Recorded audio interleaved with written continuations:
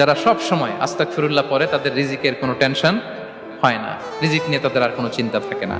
আল্লাহ নবী নূহ আলাইহিস সালাম যিনি ওনার জাতিগোষ্ঠীকে বলেছিলেন ফাকুল তুস্তাগফিরু রাব্বাকুম ইন্নাহু কানা গাফফারা, তোমরা বেশি বেশি ইস্তিগফার পড়ো, তিনি ক্ষমাশীল।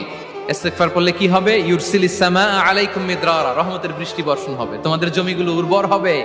ওয়া ইউমদিদুকুম বিআমওয়ালি ওয়া বানিন, আল্লাহ তাআলা তোমাদেরকে সম্পদে বারাকা দিবেন, সন্তানে বারাকা দিবেন। ওয়া ইয়াজআল লাকুম জান্নাতিন ওয়া ইয়াজআল লাকুম আনহারা, তোমাদের ফসল ক্ষেতগুলো সবুজ শ্যামল হয়ে ভরপুর হবে, তোমাদের রিজিকে বারাকা নেমে আসবে। তাহলে আমরা যেন বেশি বেশি